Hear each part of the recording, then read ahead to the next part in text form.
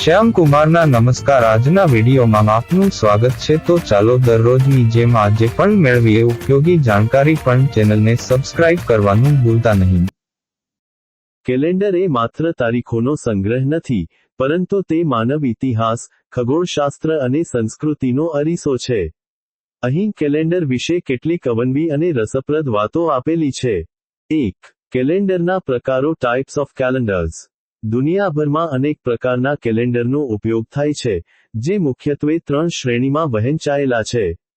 સૌર calendar. Solar calendars. આ calendar સૂર્યના પૃથ્વી ફરતે પરિભ્રમણ પર આધારિત છે. એક સૌર વર્ષ લગભગ 365.25 દિવસનું હોય છે. ગ્રેગોરિયન કેલેન્ડર, જેનો આપણે આજે મોટાભાગે ઉપયોગ કરીએ છીએ, અને જુલિયન કેલેન્ડર આના ઉદાહરણો છે. ચંદ્ર કેલેન્ડર. લુનર કેલેન્ડર્સ. આ કેલેન્ડર ચંદ્રના તબક્કાઓ પર આધારિત છે. એક ચંદ્ર મહિનો લગભગ 29.5 દિવસનો હોય છે. ઇસ્લામિક કેલેન્ડર અને હિબ્રુ કેલેન્ડર ચંદ્ર કેલેન્ડરના ઉદાહરણો છે. આ કેલેન્ડરમાં વર્ષ સૌર કેલેન્ડર કરતાં ટૂંકું હોય છે, તેથી તહેવારો દર વર્ષે અલગ અલગ તારીખો પર આવે છે. ચંદ્ર સૌર કેલેન્ડર. Lunisolar calendars. આ કેલેન્ડર સૂર્ય અને ચંદ્ર બંનેના ચક્રનો સમન્વય કરે છે. હિન્દુ કેલેન્ડર, બૌદ્ધ કેલેન્ડર અને ચાઇનીઝ કેલેન્ડર આના ઉદાહરણો છે. આમાં મહિનાઓ ચંદ્રના આધારે નક્કી થાય છે, પરંતુ વર્ષને સૌર વર્ષ સાથે સુમેળ કરવા માટે વધારાના મહિનાઓ, અધિક માસ ઉમેરવામાં આવે છે. 2. ગ્રેગોરિયન કેલેન્ડરનો ઇતિહાસ. History of the Gregorian calendar. આપણે જે ગ્રેગોરિયન કેલેન્ડરનો ઉપયોગ કરીએ છીએ તે પોપ ગ્રેગરી 13 દ્વારા 1582માં રજૂ કરવામાં આવ્યું હતું. તે અગાઉના જુલિયન કેલેન્ડર, જે જુલિયસ સીઝર દ્વારા 45 બી.સી.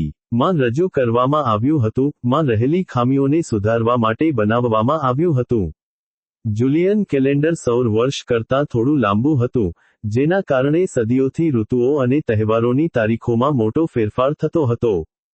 ગ્રેગોરિયન કેલેન્ડરમાં, લંબાઈને વધુ ચોક્કસ બનાવવા માટે લીપ વર્ષના નિયમો બદલવામાં આવ્યા. સામાન્ય રીતે, જે વર્ષ 4 વડે વિભાજ્ય હોય તે લીપ વર્ષ હોય છે, પરંતુ જે વર્ષ 100 વડે વિભાજ્ય હોય પણ 400 વડે ન હોય તે લીપ વર્ષ નથી. ઉદાહરણ તરીકે, 1900 લીપ વર્ષ નહોતું, પરંતુ 2000 લીપ વર્ષ હતું. 3. લીપ વર્ષ અને લીપ સેકન્ડ. લીપ યર અને લીપ સેકન્ડ. લીપ વર્ષ. લીપ યર પૃથ્વીને સૂર્યની આસપાસ એક ચક્કર પૂરું કરવામાં લગભગ 365 દિવસ અને 6 કલાક લાગે છે. આ વધારાના 6 કલાકને દર 4 વર્ષે ફેબ્રુઆરી મહિનામાં એક વધારાનો દિવસ, 29 ફેબ્રુઆરી ઉમેરીને સરભર કરવામાં આવે છે, જેને લીપ વર્ષ કહેવાય છે. Leap second. Leap second. આ લીપ વર્ષ કરતાં અલગ છે. પૃથ્વીના પરિભ્રમણની ગતિમાં થતા નાના ફેરફારોને કારણે વૈશ્વિક સમય, યુટીસી કોઓર્ડિનેટેડ યુનિવર્સલ ટાઇમ, ને ખગોળીય સમય સાથે સુસંગત રાખવા માટે ક્યારેક એક વધારાની સેકન્ડ ઉમેરવામાં આવે છે, જેને લીપ સેકન્ડ કહેવાય છે. આ ખૂબ જ ઓછું થાય છે અને સામાન્ય માણસને તેની ભાગ્યે જ ખબર પડે છે. 4. અનોખા કેલેન્ડર. Unique calendars.